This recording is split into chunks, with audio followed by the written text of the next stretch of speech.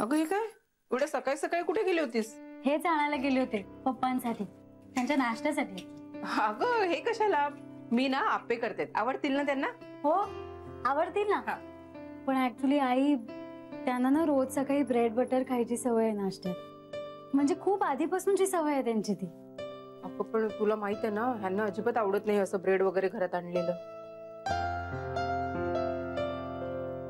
हो माहितीये मला, पण पप्पांना हेच आवडतं ना.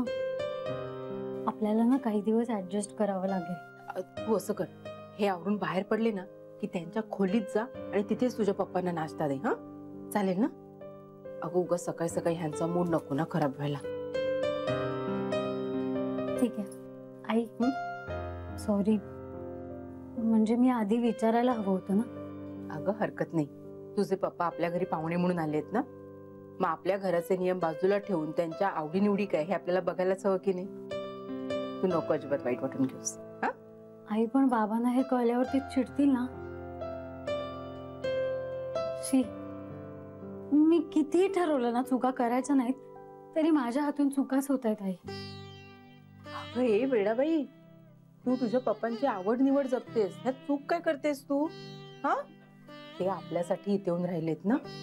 अगं खरं तर हे खूप मोठे उपकार आहेत त्यांचे आपल्यावर. आपण त्यांचं व्यवस्थित आदरातिथ्य करायला हवं. आणि हे बघ, तू ह्यांची काळजी करू नकोस. इतकी वर्ष ओळखते मी त्यांना. हा त्यांचा स्वभाव तसा रागीट आहे थोडासा, नाही म्हणत नेहमी, पण खरं काय ते कळलं ना की नाही रागवणार ते. मी सांगेन त्यांना समजावून, मग तर झालं. थँक्यू आई. थँक्यू. हे सगळं झालं ना, ते ब्रेडला बटर लावून झालं ना की निमूटपणे इथे मला मदत करायला यायचं. हा मी घेतलेला निर्णय चुकीचा आहे का? इथं मी येण्यामुळे ह्या लोकांना त्रास होईल याचा विचारच केला नव्हता मी. त्यांनी काहीतरी करायला हवं. मला हटपून घ्यायला हवं.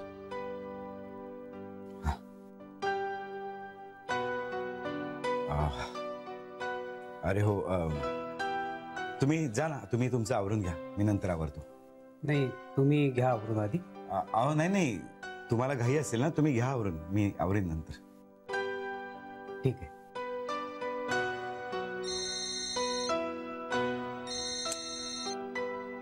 हा काय रे? हा निघालोय ना. हो आहे, जरा वेळ आहे ऑफिसला यायला. काय काय लवकर आलो म्हणून काय पगार वाढवून देणार आहेत काय? हे काय तर नवीनच. हे यांच्या मनात कधी काय येईल ना काही सांगता नाही येत. आलं मनात, उठले दिल्लीहून निघाले इन्स्पेक्शनला. बरं निघतो मी लवकर. हो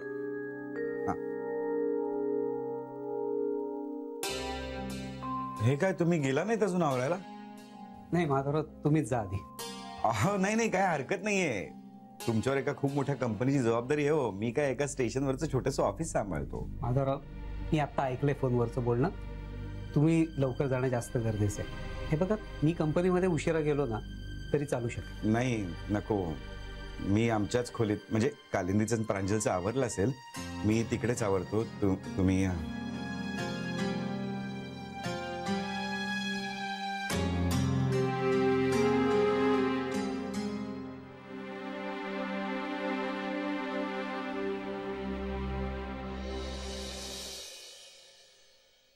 काय झालं जावई बापू?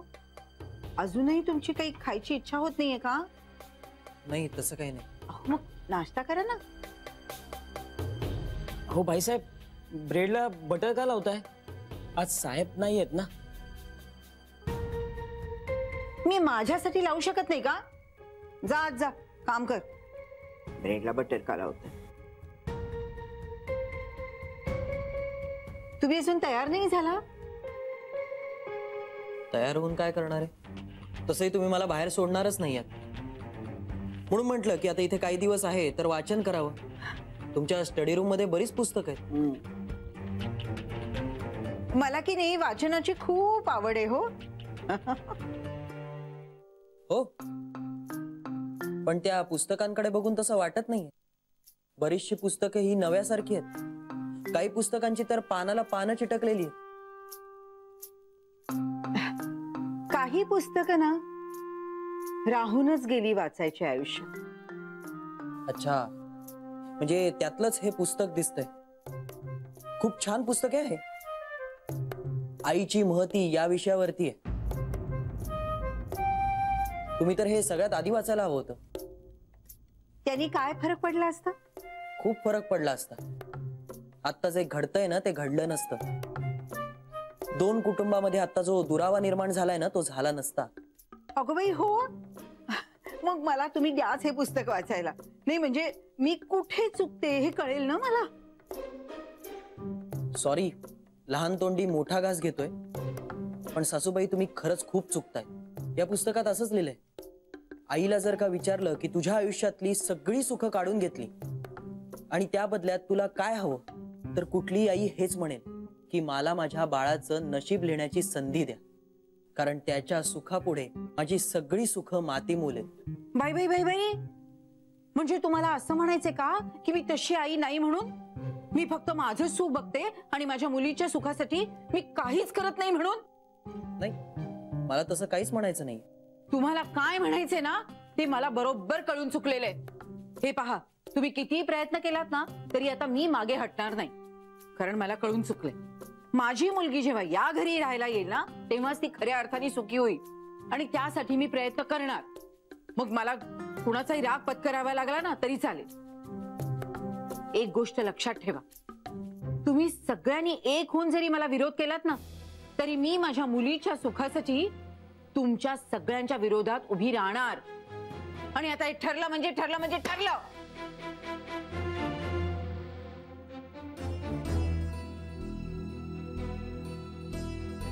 सासूबाई, तुमच्या मुलीचं सुख कशात आहे ना हेच तुम्हाला कळत नाही.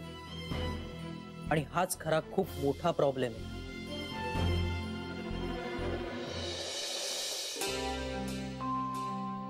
पप्पा, चहा आणि ब्रेड बटर. अगं, ती इथे कशाला घेऊन आलीस? राहायच्या वडिलांना नाही ना आवडत. मगाशी ऐकलंय मी तुमचं बोलणं. त्यांना नाही आवडत तर मग कशालाही करायच्या भानगडीत पडलीस? मी काही दिवस ब्रेड बटर नाही खाल्ला तर काही फरक पडत नाही. मला वाटतं मी इथे येण्याचा निर्णय फार घाईघाई नाही केला. त्यापेक्षा मी एखाद्या हॉटेलमध्ये राहिलो असतो ना तर फार बरं झालं असतं. पप्पा, तुम्ही असा विचार का करताय? तुम्हाला इथे काही त्रास होतोय का? आम्ही आमच्या परीने प्रयत्न करतोय. बेटा, मला काहीच त्रास होत नाहीये. उलट तुझ्या घरचे खूप चांगली काळजी घेत आहेत माझी. पण मलाच असं वाटतं की माझ्यामुळे तुम्हाला त्रास होतोय आणि मला नेमकं हेच नकोय. प्रत्येक गोष्टीत तुम्हाला ऍडजस्टमेंट करावी लागते. पप्पा, तुम्हाला इथे येऊन 2च दिवस झाले. सगळ्यांना ऍडजस्ट करायला थोडा वेळ लागणारच ना. मला नेमकं हेच नको. आधीच मामामुळे तुमच्या घरच्या सगळ्यांना इतका त्रास झालाय, त्यात आणि माझ्यामुळे. त्यापेक्षा मी एखाद्या हॉटेलमध्ये राहायला जातो. आपल्या कंपनीचे जेव्हा गेस्ट येतात ना त्यांना ज्या हॉटेलमध्ये ठेवतात तिथे जागा मिळेल. माझ्यामुळे तुमची अडचण व्हायला मला नको. जा लवकर जा इथून आणि जाताना त्या वस्तूंना पण घेऊन जा बरोबर. पप्पा प्लीज नको ना. एक तर पहिली गोष्ट, तुमच्यामुळे आम्हाला काहीच गैरसोय होत नाही. आणि दुसरी गोष्ट म्हणजे तुम्ही जर का आत्ता इथून गेलात ना तर मम्माला असं वाटेल की ती जिंकली. प्लीज थोडं थांबा ना. कदाचित तुमच्या आठवणीमुळे मम्मा राहायला इथे पाठवेल.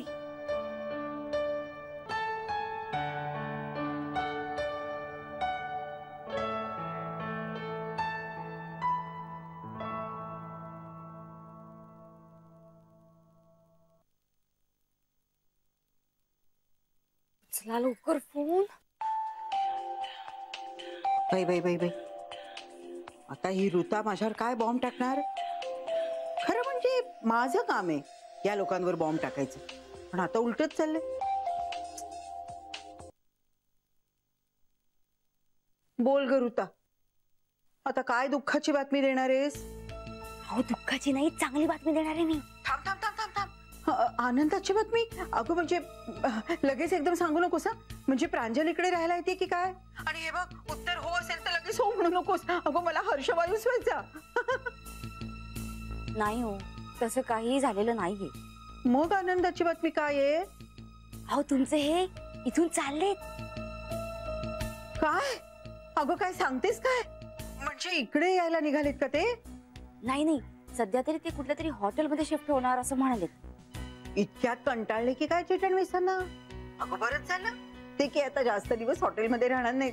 म्हणजे त्यांना घरी येण्या वाचून काही गत्यंतरच नाही. फार छान बातमी दिली सर होता तू, फार छान. हॅलो, हा हॅलो. बाईसाहेब, आज साहेबांसाठी जेवण काय बनवायचंय? बाई बाई बाई बाई बाई, अरे किती काळजी करतोस तू साहेबांची. बघावं तेव्हा साहेबांची विचारपूस. साहेबांच्या आवडीचं काय करू, साहेब कधी येणार? हा, अरे बायको माहेरी जाते तुझी तेव्हा ते एवढा कासावीस होतोस का तू?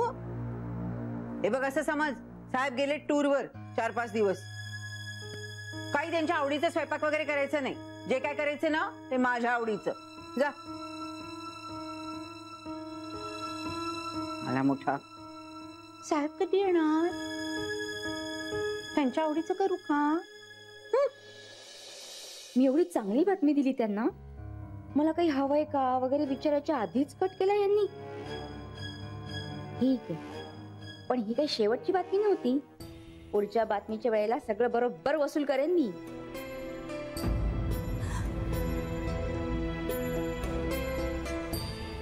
काय ग, गुपचूप मागे येऊन काय उभी राहिली? घाबरले ना मी.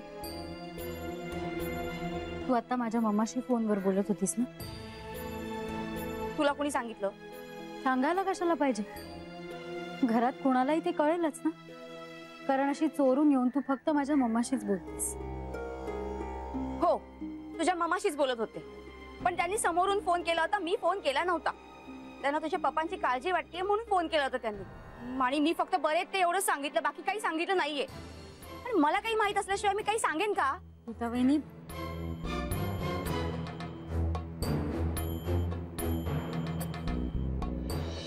कालिंदी, तुझ्या दिराला सांग बाई, मी आता ठणठणीत बरी झाले, बस म्हणावी औषध. मी त्यांना असं काहीही सांगणार नाही, कारण त्यांचं म्हणणं आहे आपल्याला किती आराम पडला तरी डॉक्टरने दिलेला औषधाचा डोस पूर्ण करायचा. त्यांना आपल्यापेक्षा जास्त कळत असतं ना, म्हणून ते तेवढं औषध देतात. खरंच चांगली गृहिणी आहेस तू. घरातल्या प्रत्येकाची सवय तुला माहितीये. आता मी पूर्ण वेळ घरातच असते, सगळ्यांसाठी सगळं करत असते, त्यामुळे कळतात मला सगळ्यांच्या सवयी. असं बोलू नकोस हा.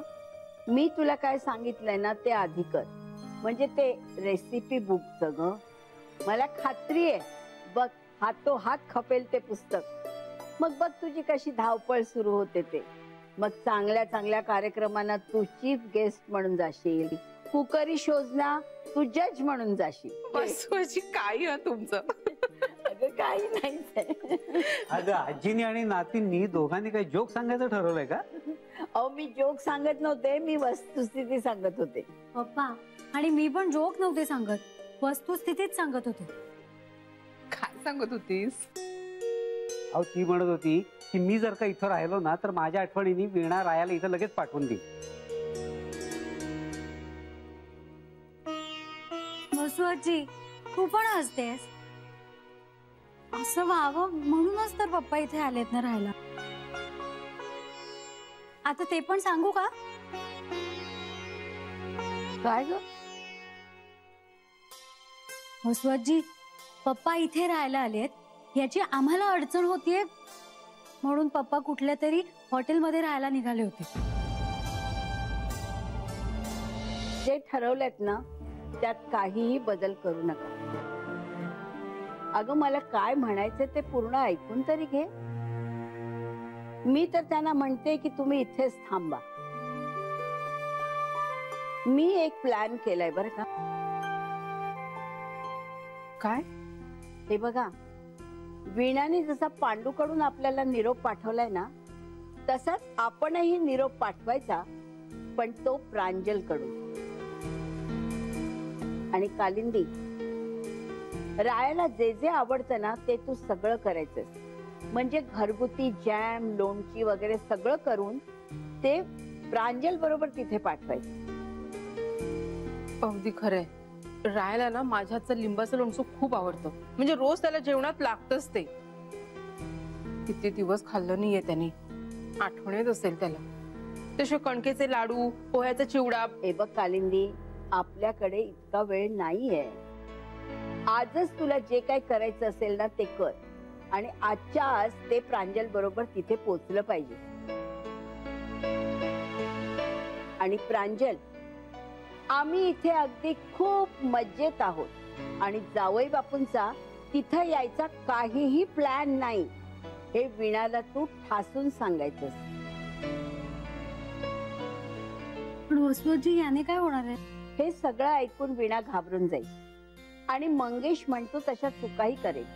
कदाचित ती माघार घ्यायला तयारही होईल, पण जावई बापू तिच्याशिवाय इथे छान राहतायत हे ऐकल्यानंतर मात्र वीणा यांच्याशिवाय तिथे स्वस्तपणे राहू शकेल असं वाटत नाही. आणि ही काळ्या दगडावरची पांढरी रेग आहे, लक्षात ठेवा.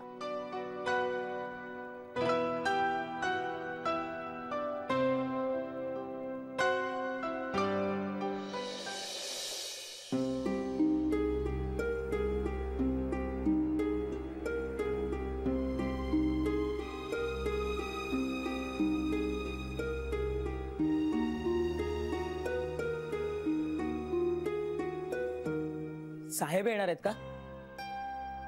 त्यांची वाट बघताय? किती चौकशा रे तुला? तुला काय करायचंय? नाही, तुम्ही एवढे अस्वस्थ दिसलात म्हणून विचारलं. छे रे, काहीतरी काय. बघ किती चांगली हसतीये वगैरे, आणि साहेबांच्या आठवणीने उदास वगैरे नाही की. साहेब असतील बहुतेक. ते कशाला येतील? ते थोडेच येणार होते. तुझा बघ कोण आलंय ते. मला आपलं वाटलं साहेब असतील. थांब थांब थांब, तू एक काम कर, तू चहा कर. जरा जास्त साखर घालून चहा कर जा, मी बघते.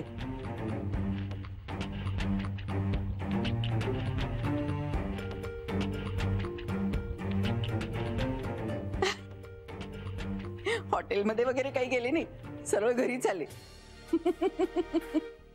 मला हरवायला निघाले होते. बाई बाई बाई बाई, यांना काही करमलेलं दिसत नाहीये तिकडे. आले आले, शेवटी आलीच ना घराची आठवण. मला वाटलंच होतं तुम्ही इतके दिवस.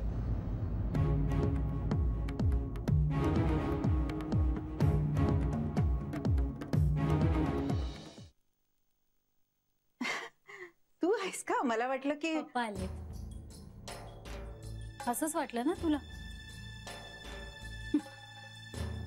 नाही, पण ते इतक्यात येणार नाहीये. ते खूप मजेत आहेत तिथे.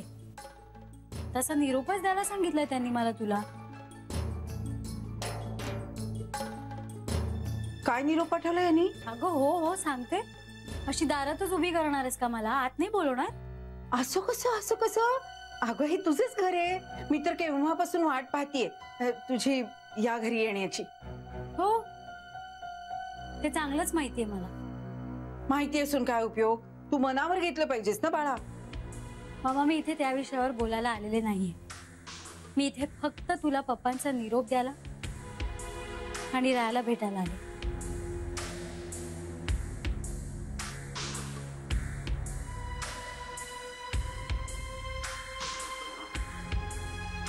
काय निरोप पाठवला असेल याने? बाई बाई बाई बाई, अजून तिथेच राहायचा विचार नसेल ना यांचा?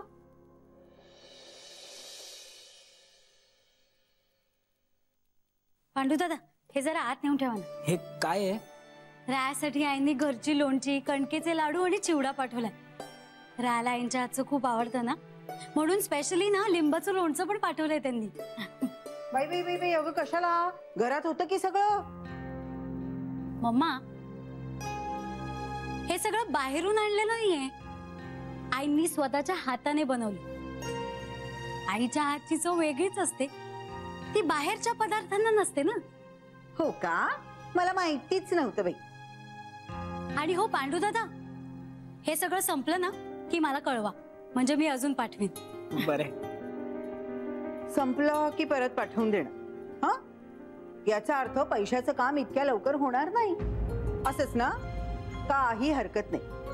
हे बघ, मी तुम्हाला परत परत सांगतेय, काय आहे की तुमच्याकडून कर्ज फेडलंच जाणार नाही.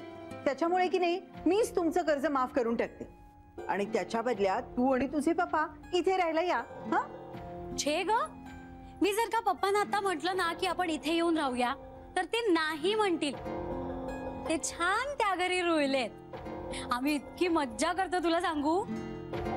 आणि हो, तू मला सांगितलंच नाहीस, पप्पा तबला वाजवतात. तुला कोणी सांगितलं? म्हणजे काय अगं, किती छान तबला वाजवतात ते. म्हणजे बघा, बाबा आणि पप्पा ऑफिस मधून घरी आले ना की आम्ही छान हसत खेळत जेवण करतो आणि मग गाण्यांची मैफिलच चालू होते. बाबा आणि काका गाणी म्हणतात आणि पप्पा तबला वाजवतात. आणि सगळ्यात गंमत म्हणजे वसुजी छान जुनी गाणी म्हणते. इतकं एन्जॉय करतो ना. पण तुला सांगून काय उपयोग, तू तर तिची गाणी ऐकलीच असशील ना लहानपणापासून. पण घरात ना अगदी छान उत्साहाचं वातावरण असतं. हा, पण या सगळ्यात आम्ही राहायला मिस करतो. हो का? मग आता एक गोष्ट लक्षात ठेवायची, तुम्ही की नाही रायाला आता कायमच मिस करणार.